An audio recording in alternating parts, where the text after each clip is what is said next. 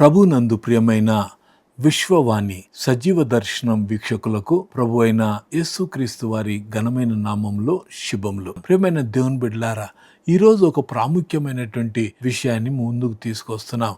అదేమిటనంటే, చాలా సార్లు ఒక మనిషి కష్టాల్లో ఉన్నప్పుడు, ఒక మనిషి తన జీవితంలో ఎంతో అనారోగ్య పరిస్థితుల్లో, లేకుంటే తన జీవితంలో ఏదైనా అవయవాన్ని కోల్పోయినప్పుడు ఎంతో బాధ, వేదన కలిగి, అయ్యో నా జీవితం ఇలా అయిపోయిందే అని కృంగిపోయే పరిస్థితుల్లో ఉన్నటువంటి వారికి ఈరోజు ఊరట కలిగించే మాటలు దేవుని వాక్య వెలుగులో మనం చూసుకుంటాం. అయితే ఒక విషయాన్ని మనం గమనించాలి. దేవుడు ఇంతటితో మన జీవితాన్ని ముగించాడు అని అనుకోవటానికి వీల్లేదు. ఎందుకంటే శ్రమల్లో, బాధల్లో, కష్టాల్లో బిడ్డా నేనున్నాను అని మనల్ని ధైర్యపరుస్తూ మనల్ని నడిపించే దేవుణ్ణి కలిగి ఉన్నాం. ప్రార్థనతో ఈ దిన ధ్యానాన్ని ప్రారంభించుకుందాం. మమ్మలను మిక్కిలిగా ప్రేమించిన మా ప్రేమగల పరలోకపు తండ్రి, పరిశుద్ధుడైన దేవా, ఈ యొక్క దినాన నీ వాక్యము ద్వారా మమ్మల్ని బలపరచండి నాయన. ఎవరెవరు ఏ పరిస్థితుల్లో ఉన్నారో నీకు బాహటంగా తెలుసు ప్రభువా. దుఃఖంలో, బాధల్లో, కొంతమంది తమ అవయవాలను కోల్పోయి తండ్రి నిరాశ, నిస్పృహలో, అయ్యో నా జీవితంలో నా పని అయిపోయింది అని అనుకుంటున్నటువంటి తరుణంలో నేనున్నాను బిడ్డా అని మీరు ఆదరించబోతున్నందుకే నీకు స్తోత్రము నాయన. ఇది నా వాక్యం ద్వారా మమ్మల్ని అందరినీ మీరు బలపరిచి మీరు మహిమ పొందుకొనమని నజరేయుడు జీవాధిపతి అయిన యేసయ్య నామములోనే ప్రార్థించి అడిగి వేడుకుంటున్నాము తండ్రి, ఆమెన్. యెషయా గ్రంథం 43వ అధ్యాయము మొదటి 2 వచనాలను మనం గమనించి చూసినట్లయితే, మొదటి వచనం, అయితే యాకోబు నిన్ను సృజించిన వాడు యెహోవా, ఇశ్రాయేలు నిన్ను నిర్మించిన వాడు ఇలాగు సెలవిచ్చుచున్నాడు, నేను నిన్ను విమోచించి ఉన్నాను, భయపడకుము, పేరు పెట్టి నిన్ను పిలిచి ఉన్నాను, నీవు నా సొత్తు. 2వ వచనం, నీవు జలములలో బడి దాటునప్పుడు నేను నీకు తోడయుందును, నదులలో బడి వెళ్ళునప్పుడు అవి నీ మీద పొర్లి పారవు, నీవు అగ్ని మధ్యను నడుచునప్పుడు కాలిపోవు, జ్వాలలు నిన్ను కాల్చవు. ఈ విషయాలను మనం గమనించినట్లయితే దేవుడు ఇస్తున్నటువంటి అభయం ఏమిటి అనంటే, మనము మన జీవితంలో ఏమి కోల్పోయినప్పటికీ, కొంతమంది తమ ఆస్తులు కోల్పోయి ఉంటారు, కొంతమంది తమ ఆరోగ్యాన్ని కోల్పోయి ఉంటారు, కొంతమంది శారీరకంగా ఏదైనా యాక్సిడెంట్ గురై, లేకుంటే ఏదైనా జబ్బు చేసి ఒక అవయవాన్ని కోల్పోయి ఉంటారు. సో ఇలాంటివి ఎలాంటి పరిస్థితులు మన జీవితంలోనికి వచ్చినప్పటికీ ప్రభువు ఒక అభయముతో కూడినటువంటి మాటను మన ముందు ఉంచుతున్నాడు. ఏమంటున్నాడంటే, నీ బాధ నాకు తెలుసు అని అంటున్నాడు అనమాట. చాలాసార్లు అనుకుంటాం మనం, నాకున్న బాధ ఎవరికి తెలుసండి, నా ఇంట్లో కూడా చెప్పటానికి భయం అవుతుంది, నేను భరించలేని బాధతో ఉన్నాను, కష్టంలో ఉన్నాను, నన్ను ఎవరు ఆదుకుంటారు అని ఆలోచిస్తున్నట్లయితే ప్రభువు అంటున్నటువంటి మాటలను మనం జ్ఞాపకం చేసుకుంటే, ఆయన నేనున్నాను బిడ్డ అని అంటున్నాడు. యాకోబుతో అంటున్నాడు, నిన్ను సృజించిన వాడు యెహోవా, ఇశ్రాయేలు నిన్ను నిర్మించిన వాడు ఇలాగూ సెలవిచ్చుచున్నాడు అంటూ ఏమంటున్నాడు, నేను నిన్ను విమోచించి ఉన్నాను, భయపడకుము, పేరు పెట్టి నిన్ను పిలిచి ఉన్నాను, నీవు నా సొత్తు అంటున్నాడు. ఈరోజు మన పేరు ఎవరికి తెలుసు అండి? మన పేరు ఎవరికి తెలుసు అంటే, మనల్ని ఎరిగిన వారికే మన పేరు తెలుసు. కానీ ప్రభు అంటున్నాడు, బిడ్డా, పేరు పెట్టి పిలిచి ఆయన అంటున్నాడు ఏమిటనంటే, నేను నిన్ను విమోచించి ఉన్నాను, భయపడకుము అని అంటున్నాడు. ప్రియమైన దేవుని బిడ్డ, నువ్వు ఏ పరిస్థితుల్లో ఉన్నా పర్వాలేదు, ఆ పరిస్థితుల్లో గమనించాల్సింది ఏమిటనంటే, మన వేదనను ఎరిగినటువంటి ఆయన అంటున్నటువంటి మాటలు ఏమిటనంటే, నేను నిన్ను విమోచించి ఉన్నాను. నువ్వు పడక మీద ఉండొచ్చునేమో, నువ్వు లేవలేని స్థితిలో ఉండొచ్చునేమో, ఒకప్పుడు ఎవరి సహాయం తీసుకోకుండా నువ్వెంతో బలంగా ఉండవచ్చునేమో, ఇప్పుడు ఒకరి సహాయం పైన ఆధారపడవలసి వస్తుందేమో. కానీ ప్రభు అంటున్నాడు, బిడ్డా భయపడకు, నేను నీ బాధ ఎరుగుదును నాయన, నీ బాధ నాకు తెలుసు, నువ్వు పడుతున్న వేదన నాకు తెలుసు, ఈ బాధల్లో నుంచి విడిపింపగలిగినటువంటి వాడను నేనే అని అంటున్నాడు. పిల్లలకి ఏదన్నా ఒక బొమ్మ ఇచ్చామనుకోండి, ఆ బొమ్మ పొరపాటున పాడైపోయింది, విరిగిపోయింది అనుకుందాం. అయితే ఆ బొమ్మ ఇచ్చిన తండ్రి చేసేటువంటి పని ఏంటో తెలుసా? అది పాడైపోయింది కదా అని పారేయడు. ఆయన విలువ పెట్టి కొనుక్కొచ్చాడు. దాన్ని రిపేర్ చేయించడమో, లేకుంటే అది బాగు కాగలిగితే దాన్ని అతికించడమో ఏదో ఒకటి చేసి ఆ బొమ్మను నిలబెట్టుకుంటాడు. అంటే కొన్నిసార్లు మన జీవితంలో ఏమనిపిస్తుంది అంటే, మనం ఉన్నటువంటి పరిస్థితుల్లో నా పని అయిపోయింది, నేను నిస్సహాయ స్థితిలో ఉన్నాను, నేను ఏమి చేయలేను అన్నటువంటి విషయంలో మనం బాధపడుతూ ఉంటాం. కానీ ప్రభు అంటున్నటువంటి మాట ఏమిటనంటే, పేరు పెట్టి నిన్ను పిలిచిన నీవు నా సొత్తు గనుక నా సొత్తును నేను అపహరించడం కానీ, లేకుంటే ఇతరులు అపహరించడం కానీ, లేకుంటే ఇతరులు పాడు చేయడం కానీ, లేకుంటే పాడైపోయినటువంటి పరిస్థితిలో ఉంటే గాని నేను విడిచిపెట్టేవాడిని కాదు, నేను బాగు చేసుకుంటాను అని అంటున్నాడు. కొన్నిసార్లు మన జీవితంలో జరిగినటువంటి పరిస్థితులను బట్టి మనకి ఏమనిపిస్తుంది అంటే, నేను చేసిన తప్పును బట్టే కదా ఇంత జరిగింది, నాకున్నటువంటి వ్యసనాలను బట్టో, నాకున్నటువంటి అలవాట్లను బట్టో, నేను ఎవరు చెప్పినా వినకపోవడం ద్వారానే కదా ఇంత నష్టం కలిగింది నాకు, అయ్యో నేను ఎంత పని చేశాను అని అనుకుంటే, ఇక్కడ ఒక మాట అంటున్నాడు, నీ జీవితంలో నువ్వు తప్పు చేశావు అనేటువంటి ఒక ఆలోచన వచ్చింది అని అంటే, నిజంగా తప్పు చేసి ఉంటే ప్రభు అంటున్నటువంటి మాట ఏంటంటే, బిడ్డ నువ్వు తప్పు చేసి ఉండొచ్చినేమో, ఈరోజు నువ్వు ఒప్పుకుంటున్నావు, నీ స్థితిని నువ్వు గ్రహించగలుగుతున్నావు గనుక నేను నీ ఎడల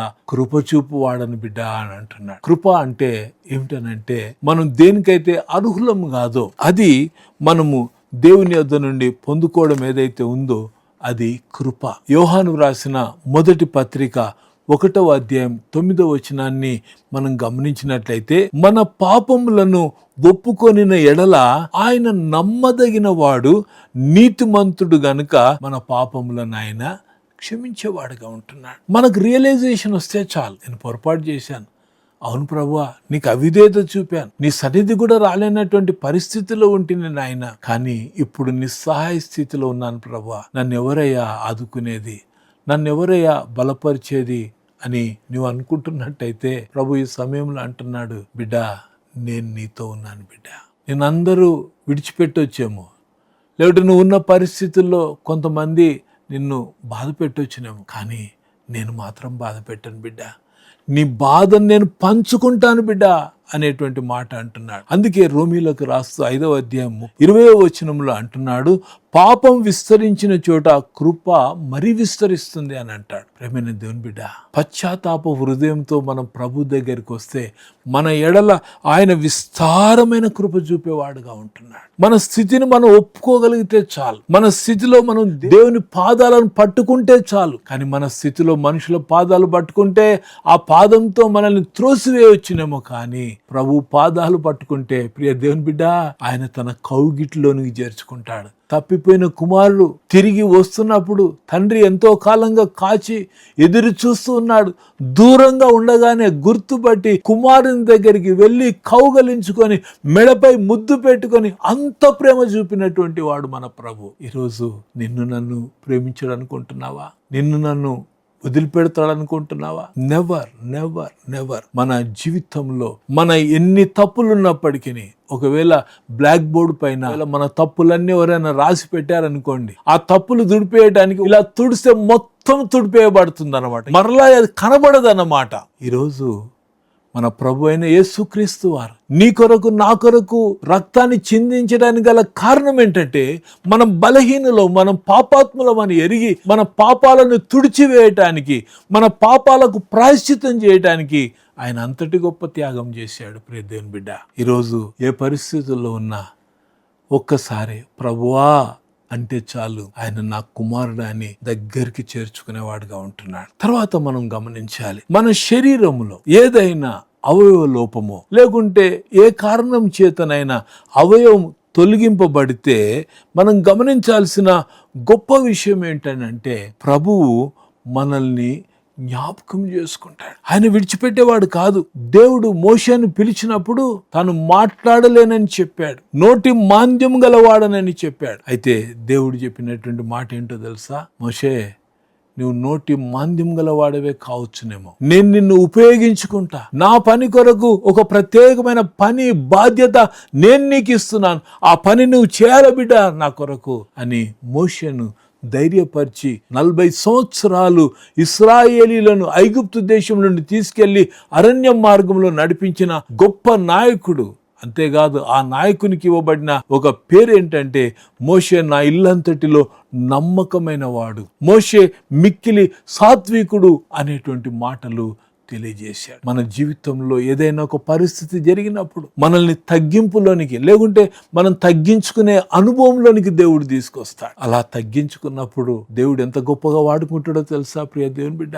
అందుకే ప్రభువైన యేసుక్రీస్తు వారు కూడా ఆయన తగ్గించుకొని తను తాను రిక్తునిగా చేసుకొని సిలువ మరణం పొందినంతగా ఆయన శ్రమను అనుభవించిన కారణం చేత అన్ని నామముల కంటే పైనామము ఆయనకి ఇవ్వబడినట్లుగా పిలిపిలకు రాస్తూ 2వ అధ్యాయంలో చెప్తూ ఉంటాడు పౌలు. అవును ప్రియ దేవుని బిడ్డలారా, ఈరోజు మనం ఏ పరిస్థితుల్లో ఉన్నా ఆయన మనల్ని వాడుకుంటాడు. ఇక నేనేం చేయలేనని అనుకోవటానికి వీళ్ళే, అయ్యో ఇప్పుడు నేను కాలు బాగాలేదు, లేకుంటే నా చేతులు బాగాలేవు, లేకుంటే నేను నడవలేను, నేను తిరగలేను, ఏ విధంగా చేయగలనంటే ప్రియమైన దేవుని బిడ్డ, నీ ఉన్న చోట నుండే పని చేయగలగటానికి, లేకుంటే లేచి వెళ్ళటానికి కావాల్సిన సామర్థ్యం ఇచ్చి, లేకుంటే ఆయన చేతుల మీద మనల్ని మోసుకెళ్ళి ఏ పని చేయించాలనుకుంటున్నాడో ఆ పని మన ద్వారా జరిగించుకుంటాడు అనేటువంటి సత్యాన్ని మనం గమనించాలి. ప్రియమైన దేవుని బిడ్డలారా, నిరాశ చెందటానికి వీల్లేదు. ఒక వాయిలన్ ఉంది అని అంటే ఆ వాయిలన్లో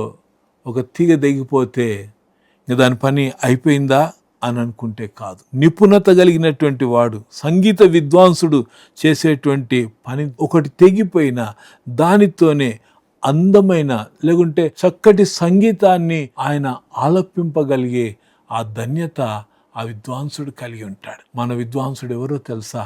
మన ప్రభు. మనం ఏ స్థితిలో ఉన్నా ఆ స్థితిలో మనల్ని వాడుకొని ఆయన కొరకు ఉపయోగించుకునే వాడుగా ఉంటున్నాడు. అనేకులకు దీవెనకరంగా ఉండే విధంగా మనల్ని చేసేవాడుగా ఉంటున్నాడు. కనుక ఈ సమయంలో మనం ప్రభు తట్టు చూడాలా. ప్రియమైన దేవుని బిడ్డ, ఇశ్రాయేలీయులు అరణ్యంలో ఉన్నప్పుడు ఏదో ఒకరోజు మన్నా తినబెట్టి తర్వాత పస్తులు ఉండండి అని చెప్పలే. ఇశ్రాయేలీయులు అరణ్యంలో ప్రయాణించినంత కాలం వారికి అనుదినం నమ్మకంగా మన్నానిస్తూ, వారికి కావలసినంత ఇస్తూ, వారిని పోషిస్తూ నడిపించినటువంటి దేవుడు. ఈరోజు నేను నిస్సహాయ స్థితిలో ఉన్నాను, నన్ను పోషించేవారు ఎవరు, నా పరిస్థితి ఏంటి అని ఒకవేళ బాధపడుతున్నట్లయితే ప్రభు అంటున్నాడు, బిడ్డా, ఐఎమ్ దేర్ ఫర్ యూ, నీ కొరకు నేనున్నా అని ధైర్యం ఇచ్చేవాడుగా ఉంటున్నాడు. అందుకే మన అనుదిన జీవితంలో స్వస్థత కార్యం కూడా దేవుడే చేయగలుగుతాడు. హృదయంలో బాధ ఉంటే హృదయాన్ని బాగు చేయగలుగుతాడు. లేకుంటే శారీరకంగా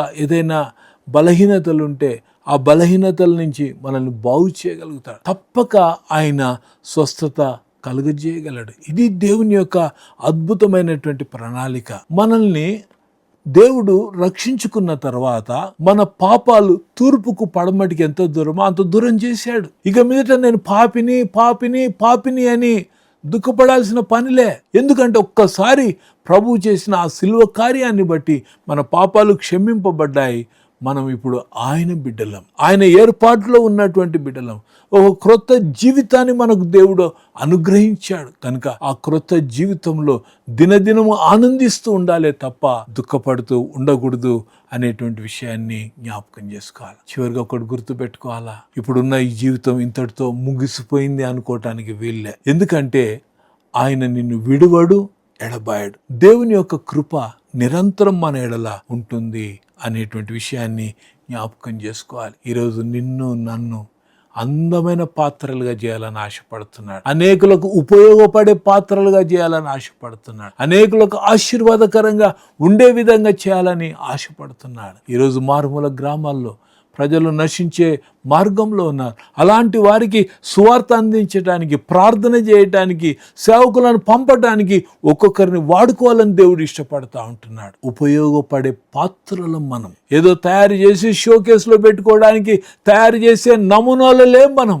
దేవుని కొరకు ఉపయోగపడే పాత్రగా, దేవుని యొక్క రాజ్య వ్యాప్తిలో పాలిభాగస్థులమై అనేకులకు దీవెనకరంగా ఉండే గొప్ప కృప దేవుడు ఇవ్వాలని ఆశపడుతూ ఉంటున్నాడు. కనుక ప్రియ దేవుని బిడ్డలారా, హృదయంలో నిరాశ చెందటానికి లేదు. ఏమవుతుందో అని భయపడనక్కర్లేదు.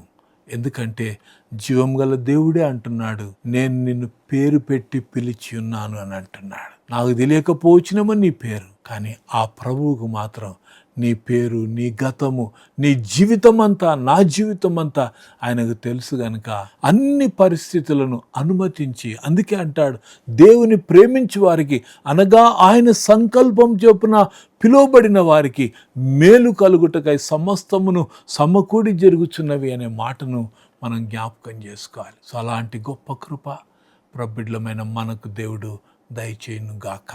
ప్రార్థన చేసుకుందాం. మమ్మలను మిక్కిలిగా ప్రేమించిన మా ప్రేమగల పరలోకపు తండ్రి, అయ్యా, దుఃఖములో, బాధల్లో, నిరాశలో, నిస్పృహలో ఉన్నప్పుడు, దిక్కుతోచని పరిస్థితుల్లో ఉన్నప్పుడు, బిడ్డా నేను నీతో ఉన్నానని పేరు పెట్టి పిలిచిన దేవా, నీకు స్తోత్రము నాయన.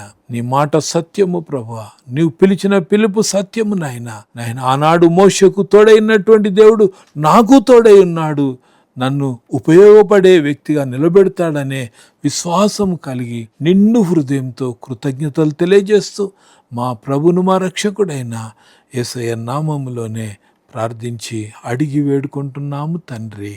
ఆమేన్. మన ప్రభు అయిన యేసుక్రీస్తు వారి కృప, తండ్రి అయిన దేవుని ప్రేమ, పరిశుద్ధాత్ముని అన్యోన్య సహవాసం వాక్యం విన్న బిడ్డలకి ఇప్పుడు ఎల్లప్పుడూ సదాకాలం తోడై నడిపించును గాక. ఆమేన్.